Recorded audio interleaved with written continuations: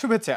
আমন্ত্রণ চ্যানেল 24 এর সাপ্তাহিক আয়োজন বিভাগীয় খবরে। আজ রয়েছে চট্টগ্রাম বিভাগের ভিন্নধর্মী সব খবর। সাথে থাকছি আমি জুবাইর মঞ্জুর।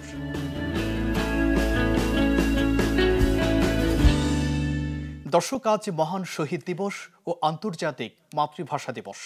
অমর এই দিনটিতে আমাদের পুরো আয়োজন জুড়ে থাকছে ভাষা দিবস কেন্দ্রিক ভিন্নধর্মী সব খবর। শুরু করব ভাষা দিবসের আয়োজনের খবর দিয়ে। প্রাণের অর্ঘ্যে বন্দরনগরীতেও স্মরণ করা হলো ভাষা শহীদ আর সংগ্রামীদের। তাদের শ্রদ্ধা জানাতে শহীদ মিনারে ছিল সর্বস্তরের মানুষের ভিড়। তাতে ফুলে ফুলে ভরে ওঠে বাঙালির প্রাণের মিনার। প্রভাত ফেরিতে সবার কণ্ঠে ছিল ভাষার জয়গান। জানাচ্ছেন রনি দত্ত, ছবি তুলেছেন শফিক আহমেদ সাজিব।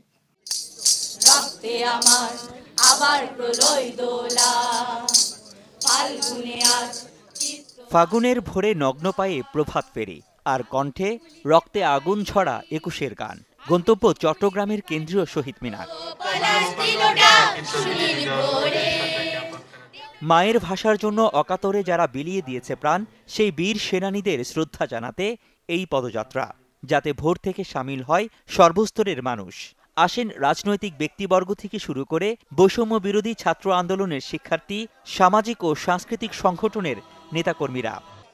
২১ হলো আমাদের বাংলাদেশের রক্তবীজ। ২১ হয়েছে বলেই বাংলাদেশ হয়েছে। আমরা ভাষা শহীদদের স্মরণে আমরা ফুল দিয়ে তাদেরকে শ্রদ্ধা জানাচ্ছি। ভাষা দিবসে শ্রদ্ধা দিতে শহীদ মিনারে আসি। শিক্ষাক্ষেত্রে যে বৈষম্য বিরাজমান, আমরা চাচ্ছি সেটা দূরীভূত হোক। মুক্তিযুদ্ধের যে মূল অসাম্প্রদায়িক চেতনার আধুনিক কল্যাণ রাষ্ট্র বিনির্মাণের স্বপ্ন, সেটি আমাদের চেতনা হোক আজকের দিনে। ভবিষ্যতে এই ভাষার যাতে আমাদের কোনো বাধায় হারিয়ে না যায়, সেই বাধাকে অতিক্রম করা। তাদের জীবন বিসর্জন করেছিল, সেটা যেন আমরা আমাদের আর্থসামাজিক উন্নতিতে অবদানের রাখার মাধ্যমে তাদের স্বপ্নকে বাস্তবায়িত করতে পারি, এটাই আমাদের প্রত্যাশা। ৫ই আগস্ট ২০২৪-এ যে স্বাধীনতা আমরা অর্জন করেছি, আমরা যেন সেটা ধরে রাখতে পারি এবং অবিলম্বে বাংলাদেশিদের যে মেইন দাবি ছিল একটি ভোটের অধিকার, এই ভোটের অধিকার যেন এই বছরের মধ্যে নিশ্চিত হয়ে। শত বঞ্চনা, অন্যায় ও অত্যাচারের বিরুদ্ধে প্রতিবাদের কণ্ঠস্বর ২১, যা কেবল ভাষা নয়, দিয়েছে শোষণ নিপীড়ন থেকে মুক্তির ডাক। সেই চেতনা বুকে ধারণ করে বৈষম্যহীন সমাজ গঠন, সর্বস্তরে বাংলা ভাষার প্রচলন, অসাম্প্রদায়িক মানবিক দেশ গড়ার প্রত্যয় সকলের। আমাদের দাবি প্রতি বছরই আমরা করে আসি, আজকেও একই দাবি জানাচ্ছে, সর্বস্তরে যেন বাংলা ভাষার প্রচলনটা শুরু হয়। সমাজের চারদিকে যেই বৈষম্য রয়েছে, সেই বৈষম্যগুলো সামনের দিনে দূরীভূত হোক। অপশক্তি মাথাচাড়া দিক না কেন, বাঙালি কিন্তু বারবার ঘুরে দাঁড়িয়েছে, বারবার এই মৌলবাদী শক্তিকে প্রত্যাখ্যান করেছে। নারীদের প্রতি যেন আরো বেশি সহযোগিতা, নিরাপত্তা, এগুলো যেন আমরা পাই। আমাদের প্রজন্মকে যাতে আমরা সঠিকভাবে মুক্তিযুদ্ধের ইতিহাসটা জানাতে পারি, সেই প্রত্যাশা আমি সবসময় করে আসি। ৭১কে যেমন আমরা পালন করি, ধারণ করি, আজীবন সেটা করব। অসাম্প্রদায়িক একটি বাংলাদেশ গড়ে উঠুক, আমরা সবাই একসাথে সুন্দরভাবে বাঁচতে চাই। যেখানেই অন্যায় হবে, যেখানেই আমাদের উপর কণ্ঠ চেপে রাখার চেষ্টা করা হবে, আমরা রুখে দাঁড়াবো। আন্তর্জাতিক মাতৃভাষা দিবসটি উদযাপন দেখতে শহীদ মিনারে আসেন অনেক বিদেশি পর্যটকও। ভাষা শহীদদের প্রতি শ্রদ্ধা জানিয়ে নিজেদের মায়ের ভাষা যেন টিকে থাকে, সেই প্রত্যাশা পাহাড়ের বিভিন্ন ক্ষুদ্র নৃগোষ্ঠীর শিক্ষার্থীদেরও। So nice to be able to celebrate with everyone. It's such an exciting day. Everyone looks so lovely. They are so excited and I'm happy to be here. It's great that you're celebrating your mother language. And it's lovely to see all of the flowers and the people paying their respects. It's great to see how you celebrate your culture, and it's very impressive for us coming from Europe, and so I congratulate you all the people here in Bangladesh. আমরা আমাদের নিজস্ব মাতৃভাষাকে এবং নিজস্ব সংস্কৃতিকে আমরা এটা সংরক্ষণ করতে চাই। অন্যরাও জানার চেষ্টা করুক এবং আমাদের যে আদিবাসীদের যে মাতৃভাষা রয়েছে সেটা বেঁচে থাকুক। সংস্কার শেষে দীর্ঘ ৪ বছর পর উন্মুক্ত হয় চট্টগ্রামের কেন্দ্রীয় শহীদ মিনার। প্রথম প্রহরে নতুন এই শহীদ বেদিতে শ্রদ্ধা নিবেদন করে ২১-এর আনুষ্ঠানিকতা শুরু করেন city mayor doctor Shahadat Hossain. এরপরই পুষ্পস্তবক অর্পণ করেন প্রশাসন, পুলিশ সহ বিভিন্ন সরকারি বেসরকারি দপ্তরের কর্মকর্তা কর্মচারী এবং সর্বস্তরের মানুষ। রনি দত্ত, চ্যানেল 24, চট্টগ্রাম। 2017 সাল থেকে পাহাড়ি জেলাগুলোতে ক্ষুদ্র নৃগোষ্ঠীর শিশুদের দেয়া হচ্ছে মাতৃভাষার বই, যাতে তারা সুযোগ পাচ্ছে নিজের ভাষায় পড়ালেখার, পাশাপাশি চলছে নিজস্ব সংস্কৃতির চর্চাও। নিজের ভাষায় তাদের পড়ালেখা কিংবা সংস্কৃতি চর্চা কতটা এগুলো, সেই গল্প জানবো জিয়াউল হকের কাছে। এখানকার যে মানুষজন বসবাস করে, প্রায় 13টি জনগোষ্ঠী মানুষ এই পার্বত্য চট্টগ্রামে বসবাস করে। বিশেষ করে রাঙ্গামাটিতে এখানকার যে জনগোষ্ঠীর মধ্যে আছে তার মধ্যে চাকমা, মারমা, ত্রিপুরা, বোং, খেয়াং এবং লুসাই জনগোষ্ঠীর এই পার্বত্য রাঙ্গামাটিতে যে বসবাস করে। এই পার্বত্য এলাকায় বসবাসকারী এই জনগোষ্ঠী রয়েছে আলাদা ভাষা, সংস্কৃতি এবং আলাদা কৃষ্টি কালচার। এবং সরকার 2017 সাল থেকে এইসব জনগোষ্ঠী মানুষের মাতৃভাষার যে বই সেই বিতরণ শুরু করে 2017 সালে। রাঙ্গামাটিতে এই বই বিতরণ করা হয়। চাকমা, মারমা, ত্রিপুরা এবং তঞ্চঙ্গা ভাষার বই এই রাঙ্গামাটিতে বিতরণ করা হয় 2017 সাল থেকে। এবং এই পার্বত্য চট্টগ্রামের মধ্যে রাঙ্গামাটির যে জনগোষ্ঠীর বসবাস, তার মধ্যে চাকমা জনগোষ্ঠীর বসবাস সবচেয়ে বেশি। অন্যান্য 2017 সাল থেকে যে শিশু প্রথম শ্রেণী থেকে তৃতীয় শ্রেণীর বই বিতরণ করা হচ্ছিল, এবং এই বছর রাঙ্গামাটিতে চাকমা ভাষার বই বিতরণ করা হয় 1 জানুয়ারি থেকে। আমরা দেখেছি রাঙ্গামাটি শহরে যে স্কুলগুলো আছে স্কুলগুলোতে যে মাতৃভাষার পাঠ কার্যক্রম চলমান রয়েছে। এখানকার যে মাতৃভাষা যারা পড়াচ্ছেন এবং পড়ছেন তাদের সাথেও আমরা কথা বলেছি, এবং যে শিশুরা পড়ছেন, পাঠদান করছেন তাদের সাথে কথা বলে যেটি জানিয়েছে, তারা এখান থেকে আসলে অনেক কিছু শিখতে পারছেন বলে শিক্ষার্থীরা আমাদের জানিয়েছেন। আমি হচ্ছে স্কুল থেকে আমি মাতৃভাষায় চর্চা শিখেছি। আমার মা পারে না, কিন্তু আমার বাবা একটু পারে। আমি আমার টিচার থেকে শিখেছি এবং আমার বাবা একটু পারে, কিন্তু আমার মা পারে না। এবং আমার বোন থেকে আমি একটু শিখেছি। আমি আমার মাতৃভাষা চাকমা বই পেয়েছি এবং আমার টিচার মাঝে মাঝে স্কুলে শেখান, এবং আমার মা চাকমা ভাষা মাঝে মাঝে শেখান।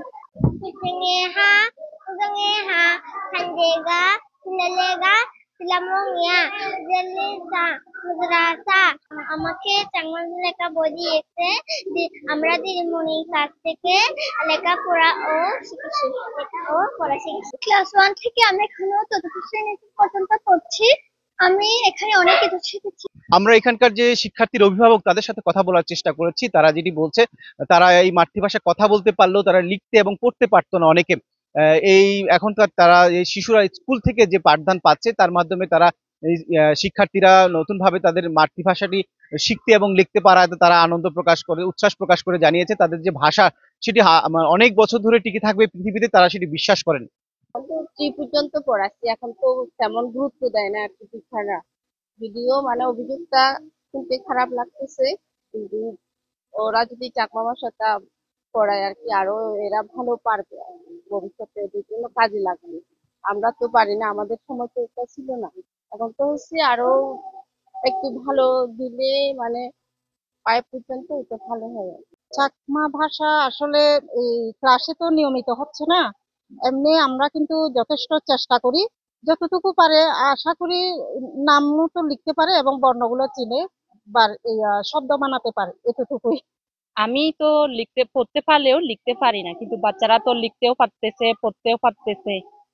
এই প্রাথমিকভাবে যেগুলা ধারণা দিচ্ছে টিচাররা, ওগুলা দিয়ে হচ্ছে না, আরো ভালোভাবে শিখতে হবে ওদের।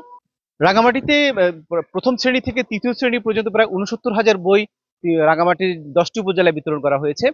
তবে এখানকার যে শিক্ষক তারা পাঠদান করাচ্ছেন তারা বলছেন যে তারা আসলে এই ভাষায় কথা বলতে পারলেও তারা এই প্রশিক্ষণের মাধ্যমে কিছুটা জ্ঞান অর্জন করেছেন। এই জ্ঞান দিয়েই তারা আসলে শিক্ষার্থীদের জ্ঞান ক্লাসগুলো নিয়ে থাকেন। আমরা আমাদের বিদ্যালয়ে 1 জানুয়ারিতে চাকমা ভাষা, মারমা ভাষা এবং ত্রিপুরা ভাষার বই বিতরণ করি, এবং আমাদের নিয়মিত ক্লাসও হচ্ছে। তবে আমরা এখনো চাকমা ভাষা আর বর্ণমালার মধ্যে সীমাবদ্ধ রয়ে গেছি। এখনো আমরা সাবলীলভাবে পড়তে পারতেছি না, কারণ সাবলীলভাবে পড়ার জন্য আমাদের আরো প্রশিক্ষণের দরকার আছে বলে আমি মনে করি। তারা বলছেন যে এই শিক্ষকদের যারা আসলে ক্লাস নিচ্ছেন তাদের আরো বেশি প্রশিক্ষণ যদি দেয়া যেত তাহলে শ্রেণী কার্যক্রম আরো বেশি বেগবান করা যেত বলে তারা মনে করছেন। খাগড়াছড়িতে 25 বছর ধরে ব্যক্তি উদ্যোগে চাকমা ভাষা টিকিয়ে রাখার কাজ করছেন কয়েকজন সাহিত্য অনুরাগী। তারই অংশ হিসেবে 14,000 চাকমা ভাষাভাষীকে দেয়া হয়েছে প্রশিক্ষণ। 33টি বর্ণমালার সাথে পরিচিত করানোর পাশাপাশি চলছে নানা কার্যক্রম। অনন্য এই উদ্যোগের খবর জানবো নুরুসফা মানিকের কাছে। নিজের মাতৃভাষায় কথা বলার যে আকুতি, এটি শুধুমাত্র আকুতি নয়, এর সাথে জড়িয়ে আছে একটি জাতিকে রক্ষা কিংবা একটা জাতির টিকে থাকার অস্তিত্ব, যেটি বুঝতে পেরে 1952 সালে বুকের তাজা রক্ত ঝরিয়ে বাংলা ভাষাকে মাতৃভাষা হিসাবে রক্ষা করেছিল রফিক জব্বার সালামরা। তাদের প্রতি শ্রদ্ধা জানিয়ে শুরু করছে আজকের পর্ব। 2000 সালের 1 জানুয়ারি চাকমা মাতৃভাষাকে টিকে রাখার জন্য অথবা এই ভাষার অস্তিত্ব ধরে রাখার জন্য ঢাকা বিশ্ববিদ্যালয়ের এবং বিভিন্ন বিশ্ববিদ্যালয়ের শিক্ষার্থীরা ঢাকায় বসে চাকমা সাহিত্য নামে একটি সংগঠন শুরু করেন। সংগঠনটি বিগত 25 বছরে পার্বত্য চট্টগ্রামে যে ভাষায় সবচেয়ে বেশি মানুষ কথা বলে অর্থাৎ চাকমা ভাষায়, সেই চাকমা ভাষাকে লিখিত এবং সাহিত্যকে ধরে রাখার জন্য তারা নানা ধরনের কার্যক্রম চালিয়ে যাচ্ছেন। আজকের পর্বেই দেখানোর চেষ্টা করব সেই সব কার্যক্রম। এখন আছি খাগড়াছড়ি শহরের নিউজিল্যান্ড পাড়ার চাকমা সাহিত্যবার যে পাঠাগার, সেই পাঠাগারে প্রতি শুক্রবার এখানে এই যে যারা বিভিন্ন বয়সীরা রয়েছেন, বিশেষ করে শিক্ষার্থী এবং নানা বয়সীদের মধ্যে কিন্তু প্রতি সপ্তাহে শুক্রবার এখানে কিন্তু এক ধরনের যে ভাষা পরিচিতি নিয়ে তাদেরকে এই যে শ্রেণী কার্যক্রম পরিচালিত হয় এবং সেই শ্রেণী কার্যক্রমে তাদেরকে চাকমা ভাষার যে বর্ণ পরিচিতি, যেটিকে চাকমা ভাষায় বলা হয় অজাপাত, সেই অজাপাতের যে 33টি বর্ণমালা রয়েছে, সেই 33টি বর্ণমালা তাদেরকে শেখানোর পর তা থেকে পরবর্তীতে বিভিন্ন ধরনের বাক্য গঠন কিংবা হচ্ছে তা দিয়ে সাহিত্য কিভাবে করা হবে কিংবা কিভাবে পড়তে হবে সেসব বিষয় কিন্তু শেখানো হয়। চাকমা লেখা তো পারলে হবে না, লিখিত রূপ তো জানতে হবে, লিখতে হবে। তো এই জন্য আমি তো লিখতে পারি না, তখন থেকে হচ্ছে আমার একটা জাগ্রহ মানে ইচ্ছা হয় আমি চাকমা ভাষা শিখবো, চাকমা ভাষা শিখে হচ্ছে আমি লিখবো আর কি। তো আমি হচ্ছে লিখে আমার হচ্ছে একটা স্বপ্ন, আমি কবিতাও লিখবো আমাদের চাকমা ভাষা। নিজে থেকে জানতে হলে হচ্ছে নিজের ভাষাকে আবার উপলব্ধি করতে হবে, নিজের ভাষাকে জানতে হবে। কারণ হচ্ছে নিজের ভাষাকে না জানলে নিজের জাতিকে চেনা যায় না। নিজের ভাষাকে যদি আমরা শিখি এবং বিশ্বের মাঝে হচ্ছে আমাদের একটা চাকমা জাতি হিসেবে আমরা পরিচিত দিতে পারবো।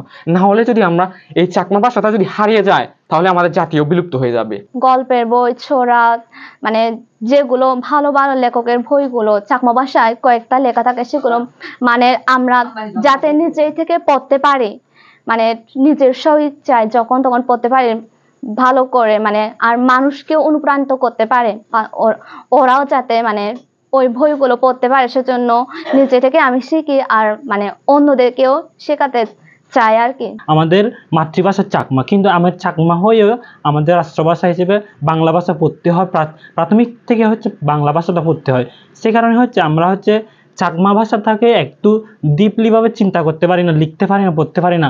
ঠিক আমাদের সঠিক উচ্চারণ কি, চাকমা ভাষা তার সঠিক উচ্চারণ কি, কিভাবে মানে আমরা সঠিকভাবে ভাষাটাকে উচ্চারণ করব, কিভাবে মানে কোন জিনিসটাকে কি বলবো আমরা চাকমা ভাষায় যাতে তা নিখুঁতভাবে পারি, ওইটা সেজন্য মানে শিক্ষার জন্য মানে এই প্রতিষ্ঠানগুলো থেকে শিক্ষা নিয়ে থাকে। যে এই পাঠাগার থেকেই হচ্ছে মূলত চাকমা ভাষার যে বর্ণমালা পরিচিতি সেটিকে লিখিত রূপ দেওয়ার জন্য বেসরকারি উদ্যোগে কিংবা ব্যক্তি উদ্যোগে যে কার্যক্রম সেটি পরিচালিত হচ্ছে। এবং আমি এখন আছি এখানকার যিনি সভাপতির দায়িত্বে রয়েছেন, সেই রণজিৎ চাকমা। সেই রণজিৎ চাকমার সাথে আমি কথা বলার চেষ্টা করব তাদের পরিকল্পনা নিয়ে এবং তাদের সার্বিক বিষয় নিয়ে। আমরা যে সাহিত্য বলতেছি, কিন্তু আমরা এখন সাহিত্যকে চূড়ান্ত পর্যায়ে আমরা নিতে পারবো যেদিন সবাই ঘরে ঘরে চাকমা লেখা লিখতে পারবে, বলতে পারবে। সেই লক্ষ্য নিয়ে চাকমা সাহিত্যবার জন্ম। আমরা সরকারকে ধন্যবাদ জানাই। সরকার যে চাকমা ভাষাকে স্কুল পর্যায়ে বর্তমানে ক্লাস 3 পর্যন্ত অনুমোদন দিয়েছে, সেজন্য আমরা সরকারকে ধন্যবাদ জানাই। চাকমা সাহিত্যবার মূল উদ্দেশ্য হচ্ছে চাকমা ভাষাভাষী প্রত্যেকটি নাগরিক কিংবা প্রত্যেকটি মানুষই চাকমা ভাষা যেভাবে বলতে পারেন ঠিক সেভাবে পড়তে কিংবা লিখতে পারবেন।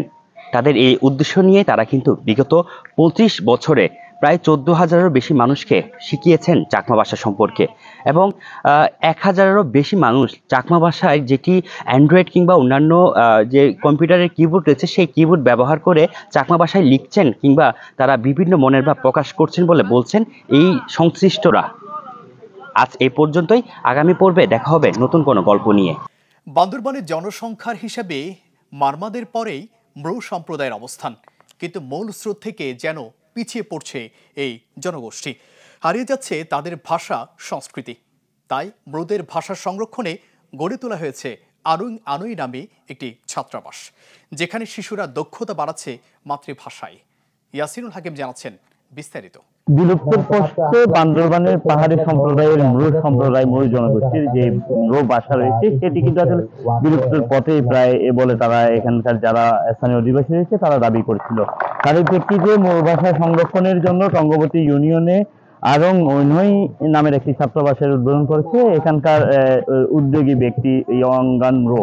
সেই উদ্যোগ নিয়েছে যাতে মৃ ভাষার যে 31টি বর্ণমালা রয়েছে সেই বর্ণমালাগুলো সংরক্ষণ করা যায়, পাশাপাশি আগামী প্রজন্মের কাছে মৃ ভাষার যে অস্তিত্ব, মৃ ভাষার যে সংরক্ষণ সেটি যাতে করা যায় সেজন্য তারা কয়েকজন যুবক উদ্যোগী হয়ে বান্দরবানের টঙ্গবতী ইউনিয়নে একটি হোস্টেল চালু করেছে। সেটির মাধ্যমে ইতিমধ্যে প্রায় 70 জন ছাত্রছাত্রী যারা ভর্তি হয়েছে, যাতে সেখানকার সারাদিনে সাধারণ শিক্ষার পাশাপাশি মৃ ভাষার চর্চা করার জন্য তারা বিভিন্ন পদক্ষেপ নিয়েছে বলে আমাদেরকে জানিয়েছে।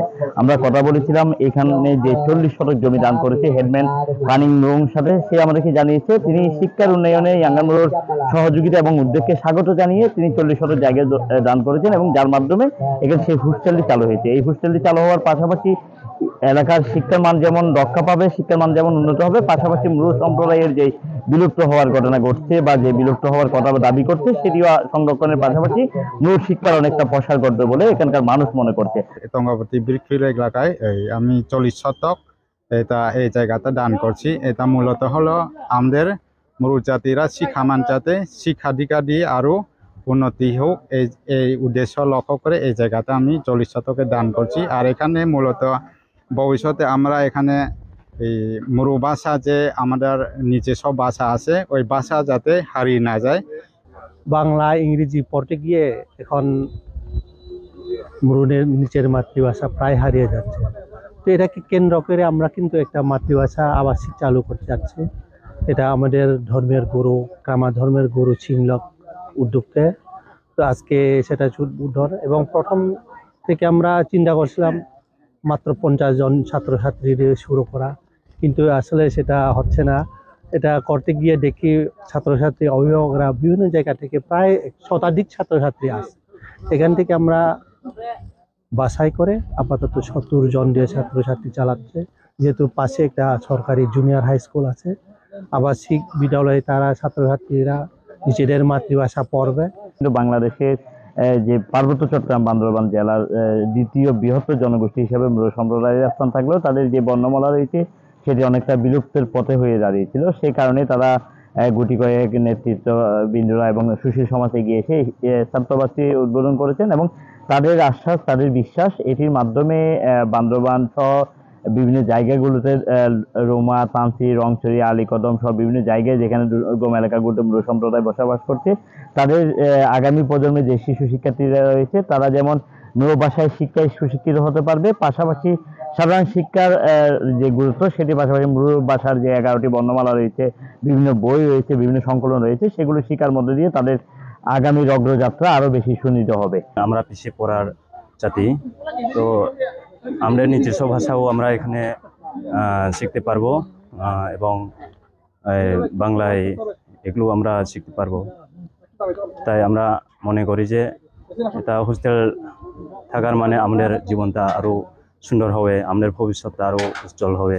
অন্যান্য সম্প্রদায়ের যে জাতিসত্তার মানুষ আছে তাদের ভাষার মাধ্যমে সংস্কৃতি, ইতিহাস, ঐতিহ্য তুলে ধরুক এবং এই দুর্গম এলাকায় যে আজকে যে আরং নই মানে যে একটা হোস্টেল, মৃদের হোস্টেল তৈরি করা হয়েছে, এটা আরো বৃদ্ধি পাক, আরো অন্যান্য জায়গায়ও ছড়িয়ে পড়ুক, আমি এটাই প্রত্যাশা। আমরা সাধারণ অভিভাবকদের সাথে কথা বলেছিলাম, শিক্ষার্থীদের সাথে কথা বলেছিলাম এবং যারা হেডম্যান, কারবারি রয়েছে, পাড়া প্রধান, চেয়ারম্যান সবার সাথে কথা বলেছি। সবাই আমাদেরকে যেটি জানিয়েছে এই স্কুলটি এবং এই ছাত্রাবাসটির মাধ্যমে, যেহেতু এই ছাত্রাবাসটির নাম দেওয়া হয়েছে আরং অনই, এর অর্থ হচ্ছে অগ্রগতির আলো। অগ্রগতির আলো দ্বারা উজ্জ্বলিত হবে, উজ্জীবিত হবে পাহাড়ি সম্প্রদায়ের মৃ সম্প্রদায়।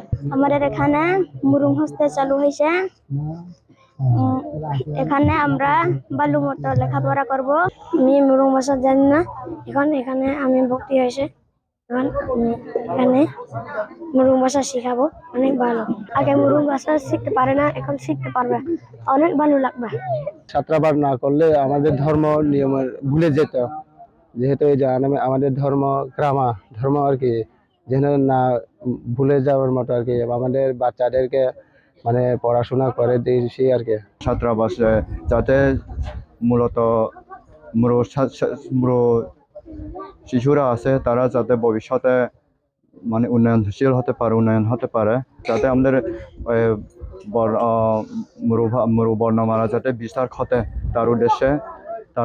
তার উদ্দেশ্যে এই ছাত্রাবাসটি। আগামীতে বান্দরবানের বিভিন্ন দুর্গম উপজেলাগুলোতে বিভিন্ন জায়গায় যেখানে মুরু সম্প্রদায়ের বসবাস সেখানে শিক্ষার মুরু ভাষা সংরক্ষণের জন্য মুরু ভাষা যাতে বিলুপ্ত না হয় সেই বিষয়টি গুরুত্ব দিয়ে মুরু সংরক্ষণের জন্য বিভিন্ন হোস্টেল বিভিন্ন স্কুলগুলো করার পরিকল্পনা নিয়েছে বলে তারা আমাদেরকে জানিয়েছে। এর মাধ্যমে বান্দরবানের যে মুরু সম্প্রদায়ের যে জনসংখ্যা রয়েছে যে জনগোষ্ঠী রয়েছে তাদের ভাষা সংরক্ষণের পাশাপাশি তাদের আগামী প্রজন্মের যে শিক্ষার্থীগুলো রয়েছে তাদের শিক্ষার গুরুত্ব আরো বেশি পাবে এবং তাদের এখান থেকে শিক্ষা নেওয়ার পাশাপাশি দেশ বিদেশে বিভিন্ন জায়গাগুলোতে তারা তাদের প্রতিনিধিত্বমূলক অবদান রাখতে পারবে বলে এখানকার সুশীল সমাজ মনে করছে। ভাষা আন্দোলনের গৌরবোজ্জ্বল ইতিহাস ছড়িয়ে দিতে কুমিল্লায় ৪২ বছর ধরে সাংস্কৃতিক আয়োজন করে আসছে ৩ নদী পরিষদ নামে একটি সংগঠন। প্রতি বছর ফেব্রুয়ারিতে ২১ দিন ধরে এই আয়োজনে থাকে নাচ, গান, নাটক সহ বিভিন্ন পর্ব। ব্যতিক্রমী এই উদ্যোগের খবর জানাচ্ছেন জাহিদুর রহমান। কুমিল্লা নগর উদ্যানের জামতলা। প্রতি বছর ভাষার মাস এলেই জামতলার এই মঞ্চ থেকে ছড়িয়ে দেওয়া হয় ভাষা আন্দোলন আর স্বাধীনতার গৌরবোজ্জ্বল ইতিহাস।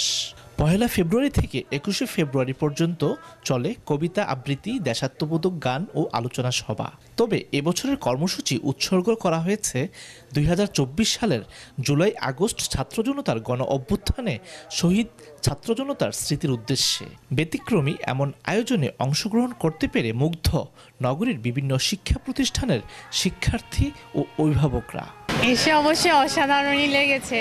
আমরা ডান্স পারফরমেন্স করছি, আমরা আমাদের কলেজ মহিলা কলেজকে রিপ্রেজেন্টেট করছি যে আমরা এখানে নাচ দিতেছি ৩ নদী পরিষদের অংশ হিসেবে আমাদের কলেজকে সুনামধন্য একটা কলেজে পরিণত করার জন্য যে চেষ্টাটা করেছি এবং অংশগ্রহণ করতে পেরেছি ওইটার জন্য আমরা খুবই ধন্যবাদ এবং গর্বিত। বাংলা ভাষার এই দিবসটিকে আমরা মনে প্রাণে কীভাবে স্মরণ করতে পারি অনেক ভালো লেগেছে এবং ৩ নদী পরিষদ সংগঠন আমাদের জন্য এরকম একটা অনুষ্ঠান আয়োজন করাতে আমরা খুবই আনন্দিত।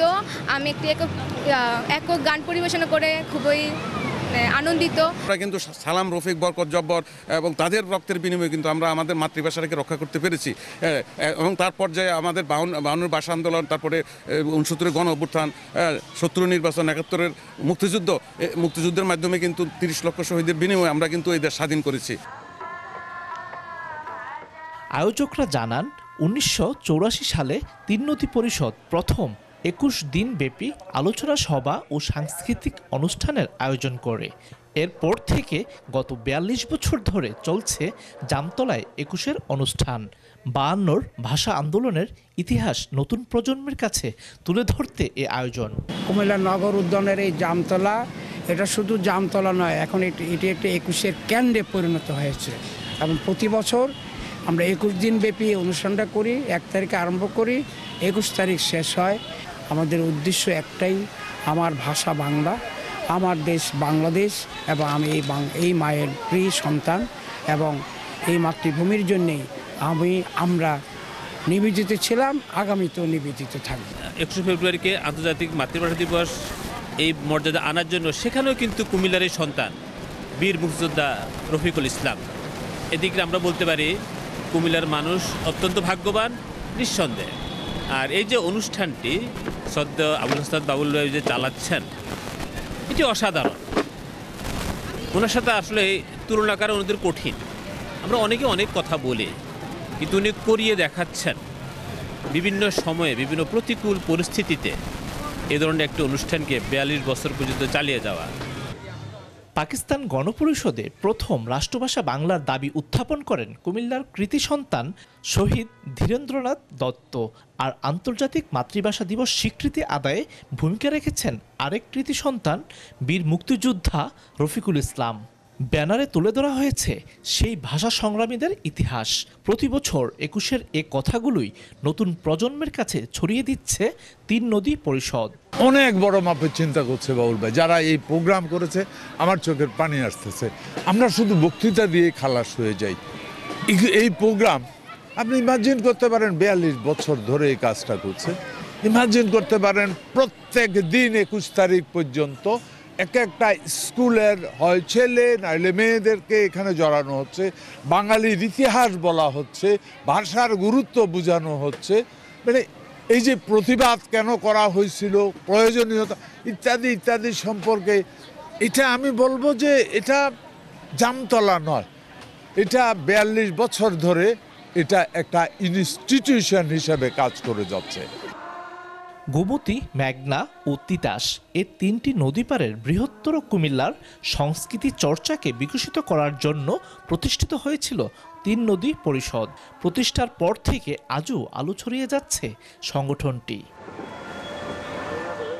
জাহিদুর রহমান, চ্যানেল 24, কুমিল্লা। দর্শক, শেষ করব ভাষা দিবসের অমর গান দিয়ে, যেটি চাকমা, মারমা ও বাংলা ভাষায় গেয়েছে রাঙ্গামাটির বনরূপা সরকারি প্রাথমিক বিদ্যালয়ের শিক্ষার্থীরা। চলুন কোমলমতি শিশুদের কণ্ঠে শুনে আসি গানটি।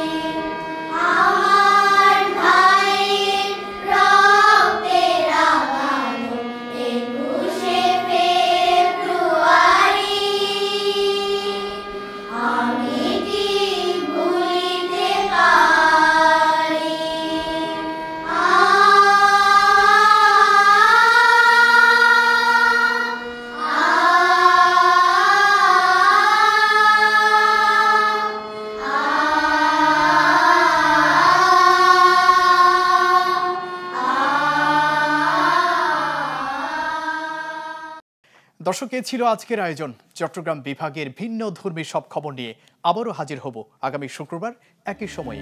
সবাই ভালো থাকুন।